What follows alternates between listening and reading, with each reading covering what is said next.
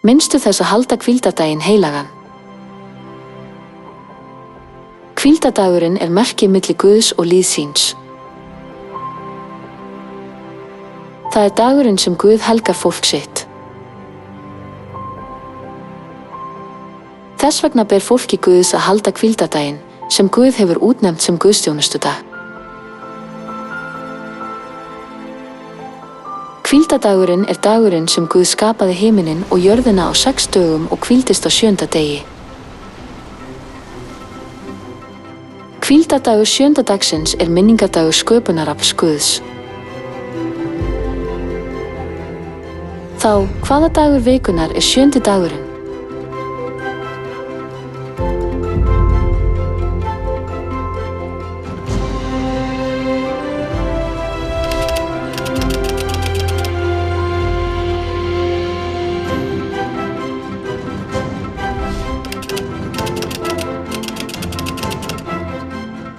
Orðabækur segja 7. daginn vera laugardag. Á dagatali er 7. dags hvíldardagur laugardagur.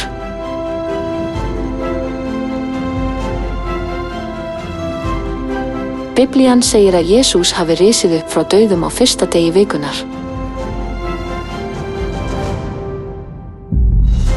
Í þessu sama versi segir enska Biblían skýrt að Jesús hafi risið upp á sunnudegi.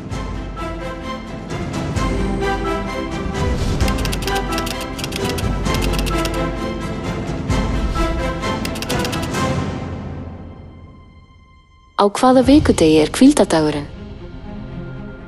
Hvíldardagurinn er laugardagur. Kaþólskar bækur vitna að hvíldardagurinn sé laugardagur. Ritningarnar kveða á trúarlega helgun laugardags, dags sem við helgum aldrei.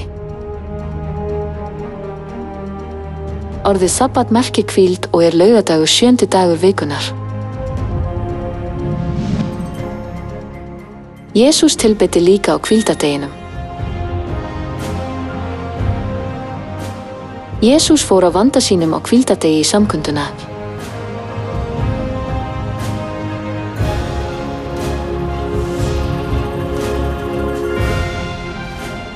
Eftir uppstigningu Jesú tilbeddi Páll postuli einnig á hvíldardeginum. Eftir venju sinni gekk Páll inn til þeirra og 3 hvíldardaga ræddi hann við þá og lagði út af reikningunum.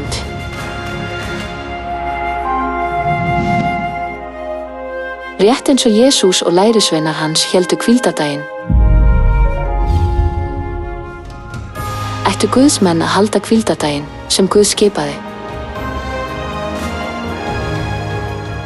Heimsfagnaðarerindisfélag Söfnuðar Guðs heldur 7. dags hvíldardag sem Guð hefur ákveðið.